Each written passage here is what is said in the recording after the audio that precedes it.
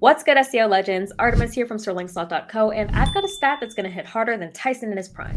67% of SEO professionals admit that they have absolutely no clear goals for their campaigns.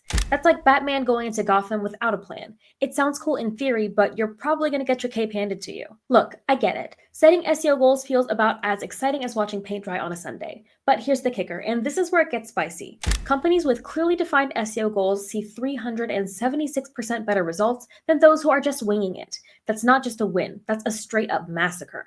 So that's why today we're going to be diving deep into setting SEO goals that actually work in 2025.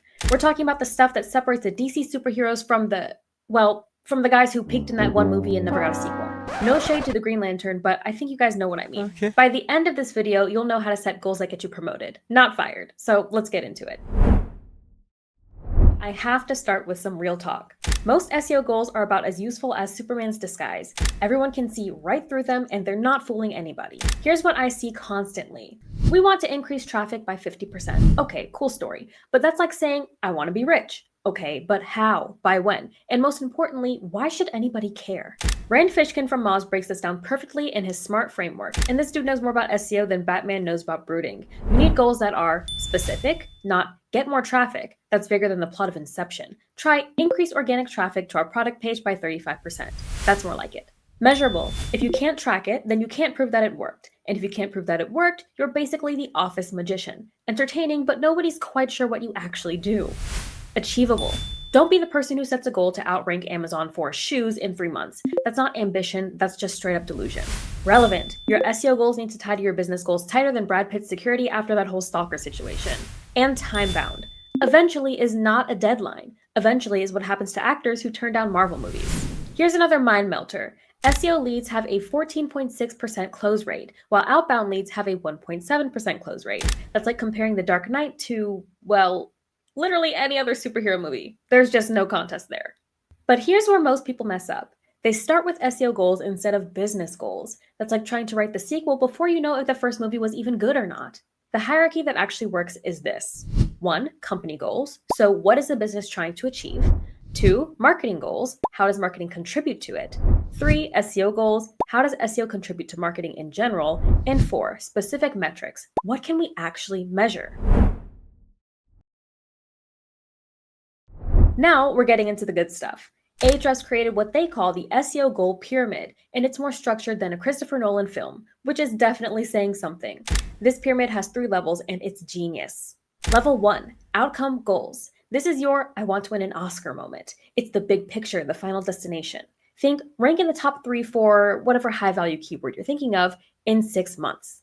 Level 2 is performance goals. These are your I need to get cast in better movie steps. These contribute directly to your outcome, like get 40 high-quality backlinks to our target page within 6 months. And level 3 are process goals. This is your daily grind, your I'm going to practice my lines every single day commitment. These are 100% under your control, like send 133 outreach emails per month. You can do that if you put your mind to it. Let me break this down for you with a real example that's clearer than Brad Pitt's skincare routine, and we've all seen his skin. Outcome goal, so increase organic share of voice by 20% in 12 months. Performance goal, win 50 featured snippets for high volume keywords in 12 months. And process goal, optimize 50 pages with featured snippet targeting per quarter. Get this, featured snippets get 35.1% of all clicks, even when they're not in position number 1. That's like being the supporting actor but still stealing the entire show. Looking at you, Heath Ledger's Joker. The beauty of this system is that if you hit your process goals, then you're positioned to hit your performance goals. And if you hit your performance goals, then you're likely to achieve your outcome goal. It's like a perfectly planned heist movie. Everything builds on everything else. Now here's an example of a process goal calculation. I need 40 backlinks in 6 months, an average of 5% conversion rate on outreach. 40 backlinks divided by 5% is 800 emails needed, and 800 emails divided by 6 months is 133 emails per month. Do you see how I make that concrete for you? That's the difference between wishful thinking and actual strategy. Now let's dive into OKRs, or Objectives and Key Results. This is the framework that Google, Intel, and basically every successful tech company uses. If it's good enough for the people who literally own the entire internet, then it's probably good enough for us. Garrett Meredith from Directive explains this better than anyone, and this guy has more SEO wisdom than Alfred has Batman one-liners. Here's why OKRs beat traditional SEO planning. Traditional SEO planning is reactive. It's like being the Robin to everybody else's Batman. You're always responding to fires, pivoting every week, and never really making the big impact that you know that you're capable of. OKRs flip this script. You decide what you want to accomplish in 90 days and stick to it. No more, oh wait, there's a new algorithm update, let's pivot everything. Here is the OKR structure. So objective is like the big goal, like let's say generate 200 MQLs from organic search. And the KR portion stands for key results. These are the metrics that prove that you're getting there, like 30 pieces of content, 200 quality backlinks, 1 infrastructure improvement, things like that. Here's another one that's going to blow your mind. When you connect SEO to business results, SEO has the highest ROI of any marketing channel. It's literally the only channel with increasing returns, while paid search has diminishing returns. It's like owning Marvel stock in 2008, the gift that keeps on giving. A real OKR example could be making your objective to achieve $10,000 in sales from organic traffic in month 6. So the key results would be increasing organic traffic to high-value pages by 20%, improving conversion rate on product pages by 5%, and implementing schema markup on all product pages. It's also important to keep in mind the business case connection. Don't just ask for budget for SEO stuff. Ask for budget to increase lifetime customer value by 15% through improved organic acquisition. Executives understand LTV and CAC. They don't necessarily understand why you need a $200 a month tool for keyword research. Now let's talk about setting realistic goals, because nobody wants to be the Green Lantern of SEO. Overpromised, underdelivered, and everybody pretends that it just never happened. Step 1 is to check your historical data. Don't just pull numbers out of thin air like you're writing a superhero origin story. Look at what you actually accomplished. If your organic traffic grew by 10% last year, setting a goal for 300% this year is optimistic at best, unless you've got some infinity stones hidden somewhere. Step 2 is to analyze your competition. Use tools like SEMrush or Ahrefs to see what your competitors are actually doing. If they've got 10,000 backlinks and you've got 47, maybe don't set a goal to outrank them for insurance next month. Step 3 for you is going to be consider the resources that you actually have. This is crucial. Don't just set goals like you've got Avengers budget when you're working with more of a, let's say, independent film budget. Let's be honest about these things. How much time can your team actually dedicate to SEO? What's your actual budget for tools and content? And how long does it take to get approvals in your organization? Here's a reality check. It takes on average 3 to 6 months to see significant SEO results. That's longer than most Marvel movies, and by the way, more rewarding than sitting through yet another origin story reboot. Like PickFu suggests, let's set your goals into 3 different tiers. Conservative, so what you're 90% confident that you can actually achieve. Target, so what you're aiming for with good execution. And stretch, what would happen if everything goes perfectly? For example, a conservative goal could be a 15% traffic increase. A target goal could be a 25% traffic increase, and the stretch goal would be 40% traffic increase in this case. This way, you're not setting yourself up for failure, but you're also not selling yourself short. Another thing to avoid is vanity metrics. Stop obsessing over metrics that don't actually drive business results. Nobody cares if your domain authority went from 34 to 36 if your revenue stayed completely flat the entire time. Focus on metrics that actually matter, like qualified organic traffic, conversion rates from organic, revenue attributed to organic search, and customer acquisition cost via SEO. All right, now we get to the fun part, actually measuring whether your goals are working or not. This is where you get to be the Batman of your own SEO strategy, using data and analytics to solve crimes against your own rankings. Here are essential rankings that actually matter. So traffic metrics, which would be organic search visits, obviously, branded versus non-branded traffic split, landing page performance from organic search, and geographic performance if you're a local business.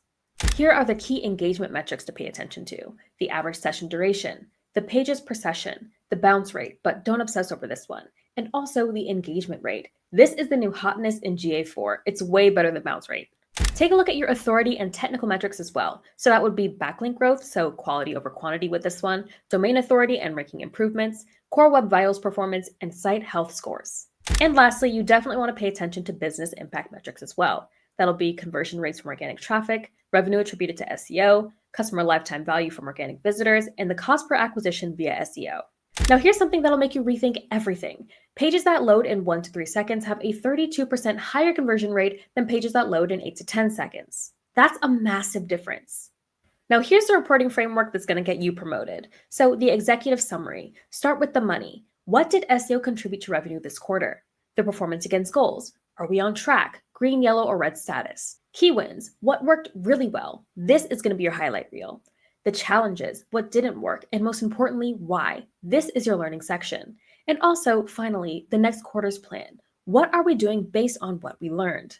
The tools that you'll actually need to get this started is Google Analytics 4, which is free and absolutely essential to your strategy, Google Search Console, which is free and just as important, a rank tracking tool like Ahrefs, SEMrush, Moz, all of the classics, and a technical SEO crawler. My personal favorite is Screaming Frog, but Sitebulb is also a really good one. So your review cycle should look something like this. On a weekly basis, check your process goals. Think, are we actually doing the work? On a monthly basis, review your performance goals. Are we making any progress? And for a quarterly goal, assess your actual outcome goals. Did we achieve what we set out to actually do? Hopefully, the answer is yes. All right, we're in the final stretch now, and this is where we separate the Marvel heroes from everybody else who's still trying to figure out what they're doing in their own cinematic universe. Here are some advanced goal setting strategies for you. First of all, it's really important to set goals for each stage of the customer journey. So setting awareness goals would be around blog traffic and brand searches. Consideration goals would be product page visits and comparison content engagement. Decision goals are conversion rates and form completions. And retention goals could be return visitor rates and customer support content usage. Next up is competitive goal setting. So don't just aim to improve, aim to win. So things like capturing 15% more feature snippets than whatever your competitor might be, increasing your share of voice in a certain industry by 10 percentage points, or ranking higher than your competitor for our top 20 target keywords. Another important thing to factor into your business cycles is a seasonal goal adjustment. If you have an e-commerce business, you can factor in Q4 holiday boost goals. If you have a B2B business, you can factor in Q1 budget season goals. And if you have a travel business per se, you can do summer or winter seasonal goals. My final advice for you is to follow the 70-20-10 rule. So allocate your SEO efforts this way. 70% on proven strategies, so content optimization and technical fixes, 20% on emerging opportunities, so this is new content formats or SERP features, and 10% on experimental bets, so that would be new platforms and cutting-edge tactics. Here's your final checklist for goal-setting excellence. A foundation check, so make sure that your goals align with your actual business objectives, each goal being a SMART goal, so specific, measurable, achievable, relevant, and time-bound, and also that you actually have the resources to execute it. Now do a structure check. Make sure that you have clear outcome, performance, and process goals, realistic timelines based on historical data, and consideration of competitive landscape. And lastly, a measurement check. So this involves making sure that you have a proper tracking setup in place, regular review schedule established, and clear success metrics defined already.